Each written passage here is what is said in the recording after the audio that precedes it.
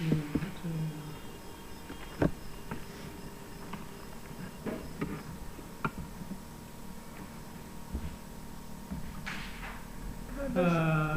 morning, student.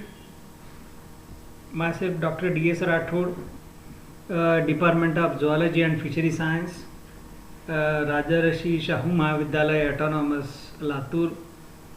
Welcome in online lecture series. In the last lectures, we were discussed about the pond ecosystem, and today we are discussing about the desert ecosystem. Before that, we should know the what is desert ecosystem. Just introductions of ecosystem. It is one of the terrestrial ecosystem. It is characterized by the presence of poor biodiversity. It means there is presence of less flora and fauna, animal and plants. So that's why we can see here the presence of poor biodiversity. The animals of these ecosystems are adapted to live in harsh climate. It means too cold and too hot. So one more character, that what we called low rainfall or sometimes no rainfall. It is also one of the characters of the desert ecosystem. There is ever scarcity of water. There is ever scarcity of water. There is no water in what I am to say desert ecosystem. It is also characterized by the land. Near about 75% of land is occupied by the desert. Okay, this is just introductions of desert ecosystem. Means what is desert? Then definitions of ecosystem. What is the definition of desert ecosystem? How can define the desert ecosystem? So desert ecosystem is also natural unit of plants, animals and microorganisms functioning together with the non-living environment of the desert. Or simply you can see here the natural unit of plants, animal and microorganism functioning together with the non-living environment of desert is called as the desert ecosystem. It is a interactions between living and non-living things in desert. It is a simple definitions of the desert ecosystem. As usual, the desert ecosystem is also consist of biotic and abiotic components. First, we are going to discuss the first component, that is abiotic component of this ecosystem. What is abiotic component? Non-living component of the ecosystems are called as abiotic components. There are various types of abiotic components are present in the pond ecosystem. Such a components are called as the temperature, moisture, sunlight, rainfall, carbon dioxide, oxygen, inorganic compounds, nitrate, nitrite, bicarbonate of sodium and magnesium, and organic compound. First abiotic component, that what we call the temperatures. Temperature is very essential factors of each and every ecosystems, required for growth, development and reproductions of each and every organisms of the ecosystem. The temperature variation is very less in aquatic ecosystem than the terrestrial ecosystem. or the temperature variations in the desert. The temperature variation is more in the desert than the aquatic ecosystem. The temperature of desert is may fall below 0 degrees Celsius in winter and may rise or increases above the 50 degrees Celsius. The same thing is found in day and night also. The temperatures of the day may be about 50 degrees Celsius and night may be about the 10 to 20 degrees Celsius. Their difference is about 30 degrees Celsius. That the 30 degrees Celsius is the temperature variation. So that's why we can see here the temperature variation is more in the terrestrial ecosystem than the aquatic ecosystem. This temperature variation is may affect on growth, development, reproductions and distributions of organisms.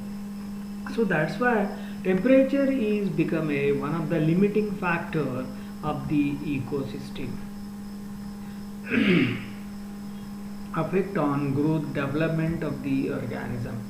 The next abiotic component, that is moisture. Moisture is one of the abiotic component of the pond. There is no moisture in the atmosphere of this ecosystem. Hence, it always causes dehydrations in the animals of this ecosystem. So, what I meant to say here? In desert, there is no moisture contained in the atmosphere. Hence, often it occur dehydrations in the animals. So, what is dehydration? Dehydration is nothing but the what I am to say here, the removal of water from their body, means that leads to cause the desiccations and etc. The animal of this desert ecosystem, they develop the special type of device to prevent the dehydrations and desiccations. Dehydration and what? Desiccations. So this is one of the limiting factor of this ecosystem, which affect on growth, development, reproductions and distributions of organisms. If you see the moisture content of the forest ecosystem, there is more moisture is there. That's why there is no need not to develop a special device to prevent the desiccations and dehydrations. There is no dehydration get takes place or occur in the animals which is living in the forest ecosystem. But in the desert ecosystem, there is always cause dehydrations. To prevent such dehydrations, animals develop the special device to prevent the desiccations and dehydrations. This is one of the moisture is one of the abiotic component. Then next the abiotic component, that what we call the sunlight. Sunlight is very essential abiotic component of this ecosystem. Is very essential for photosynthetic organism, for photosynthesis. But in desert, the intensity of light is very vary from place to place. In desert, intensity of sunlight is more than other ecosystem. Hence, it adversely affect on fauna and flora of this ecosystem. Fauna and flora of this ecosystem. And hence, what I want to say here, hence the sunlight is also one of the limiting factors of this ecosystem. Then fourth abiotic factor, that what we call the rainfall. The rainfall is very essential for the growth of the vegetations and all other different type of the plants. It means it is essential for growth and development of the vegetations or the plants, if you can say here. The rainfall is vary from place to place, and place to place simply we can say here. In desert, there is no rainfall. In grassland, 20 to 25 centimeter rainfall. In forest, high rainfall, but in tundra, low rainfall. So this is what I want to say here. The rainfall is vary from place to place. Oh, hence it again the rainfall is a limiting factors for the growth and development of the vegetations or the plant. Hence there is no rich biodiversity of the flora or the plant in the desert ecosystem. Because the rainfall, the poor rainfall or no rainfall in the desert. Next, the fifth abiotic character, that what we called the O2 and CO2. You know, O2 and CO2 is also one of the very essential abiotic component of this ecosystem. The organisms of this ecosystem, plant and animals of this ecosystem, utilize free atmospheric O2 and CO2. In atmospheres, O2 is about 21%, carbon dioxide is about 0.003%. Such amount of the O2 and CO2 get utilized by the plants and animals of this ecosystem. Only one way which help to provide the O2 and CO2 in the atmospheres. Because there is no more plants, there is no plants there are very few trees are there, and they releases the O2 in the atmospheres. There is again O2 level is less because the temperature is more. As the temperature is more, O2 level get decreases. Hence again it become a limiting factors. So similarly the CO2, there are no animals, there are very few animals, and they produce the little amount of carbon dioxide. If there is no carbon dioxide, there is little amount of carbon dioxide, that factor affect on the photosynthetic activity of the plant. So that's why there is no there is few plant diversity get found in the in the desert ecosystem. So this is regarding what the O2 and CO2 as a abiotic component of this ecosystem. So this is what abiotic component of this ecosystem. Then sixth abiotic component, that what we call the soil and sand. Soil is important substratum for plants and a home for animals. The soil is very essential for a plant and animals because the soil is a substratum for plant and a home for the animals. But in desert, the land is covered with the sand, which become a barren land. Due to sand, the land become a barren. Hence, there is no growth of vegetations and etc. Because soil, if there is no substratum, there will be the no plant. So that's why that substratum is covered with the sand, which become a barren land. So soil and land is also one of the abiotic component of this ecosystem. Then organic and inorganic substances of this ecosystem. In forest, rich amount of organic and inorganic components are available. Hence it contains the rich biodiversity of the plants and animals. Because in forest there is a dead part of plants and animals are more, and that form a huge amount of organic and inorganic substances, and that support for the growth and development of the plants. So that's why there is a presence of a rich biodiversity of the plants and animals and etc. But if we see in desert, there is no organic and inorganic component available. Due to this, there is no trees and diversity of other vegetations and etc. So this is regarding what abiotic component of the desert ecosystem. Then biotic component of this desert ecosystem. What is biotic component? Living component of these ecosystems are called as the biotic components. There are three different type of biotic components, and such a components are called the producers, consumers and decomposers. First, the producers. What is producer? Photosynthetic organisms are called as the producers. Producers are plants. Producers are what? Plants. They are complete depend upon abiotic factors like CO2, H2O and sunlight for synthesis of their own food. The producers of these ecosystems are herb, shrubs, some grasses and few trees. In addition to these, it also contains xerophytic plants, lichen, mosses and etc. The stems and leaves of this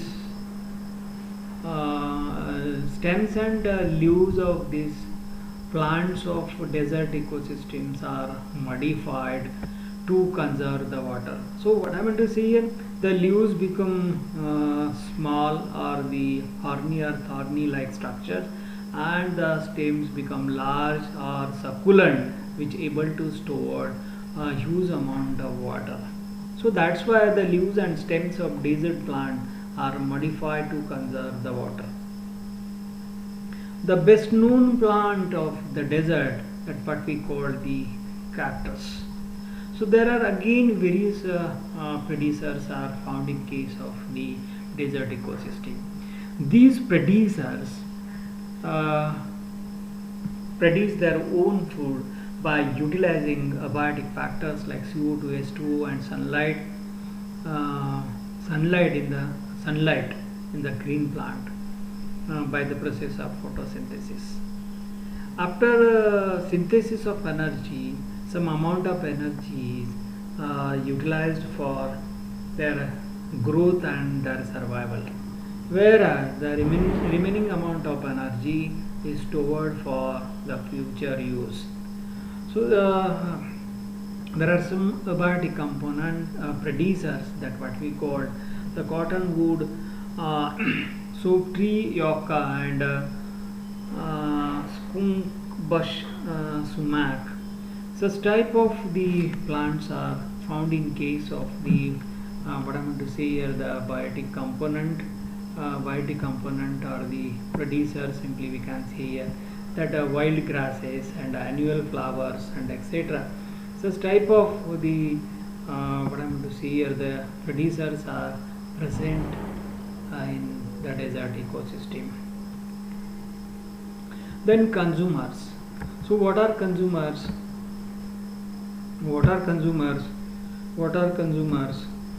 Consumers are the organisms which eat the other organisms, are called, what I am going to say here, the consumers. Consumers are animals. They are furtherly classified into primary consumers, secondary consumers and tertiary consumers. The common animals of these ecosystems are some rodents, or what I am going to say, the rodents like rabbits, rat, insect, reptiles, birds and camels. These are what I am going to say, the common consumers of these ecosystems are insect, reptiles, birds and camels. In addition to these, some nocturnal rodents are also found in the desert ecosystem. Such a rodents like rat, a rabbit, mole and some other animals like fox, snake and burrowing animals.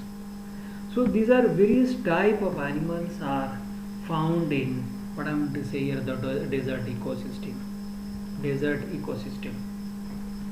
These animals are The animals of these ecosystems are morphologically and anatomically modified to conserve the water, and these animals are also adapted to live in harsh condition, that is in too hot and too cold condition. So this is regarding what the consumers. So there are again various type of consumers are found in the desert ecosystem that we can see in picture. So these are the what the different type of the consumers are found in the desert ecosystems. So at the bottom there are herbivores, that is primary consumers, and these are the different type of the animals. And here the what I want to say here, rabbit, and these are the birds, scorpions, and these are the secondary consumers, that is tertiary consumers. There are different tertiary consumers are there. All they are what? Predators. All they are what? Predators. But the if we see all the consumers, there we find one things. Each and every animals, they have a long ear to release, to evaporate the excess amount of heat from their body, because in their surroundings more heat is there. So that's why the whatever the heat produced, excess amount of heat produced in the body of that animals, they releases through the ear. That's why the ear is very large in the animals of this ecosystem. So this is regarding what the consumers. Then decomposers. So how can define the decomposer? Decomposers are very important component of this ecosystem, because without decomposer the ecosystem does not sustain. So before that we should know we can define the decomposers. Dead part of plants, animals, and their waste breaking organisms are called as decomposers, or organisms which break dead animal, plant, and their waste. Such organisms are called as a decomposer, also called reducers. There are various types of reducers are present in this ecosystem, called as the fungi, bacteria, protozoans, and the worms are the major decomposers. These decomposers, they have ability to secrete enzymes, digestive enzymes simply we can say here, and digest the organic matter into small molecules like glucose, amino acid, fatty acid, and etc. After absorption, these small molecules are absorbed by reducers for energy. After taking energy, they release molecules in the environment as a chemicals to be reused by the producers. And likewise, there is exchange of material between abiotic and biotic component, and the ecosystem get sustained. So then that's why it is called as ecosystem is nothing but the interacting system between the living and non-living component, living and non-living components. So there are different decomposers, that what we call the soil bacteria, nematodes, protozoans, and one more what I mean to say here, organism is there, and that what we called fungi and etc. These are what? Fungi. So this is regarding what I mean to say here, the desert ecosystems.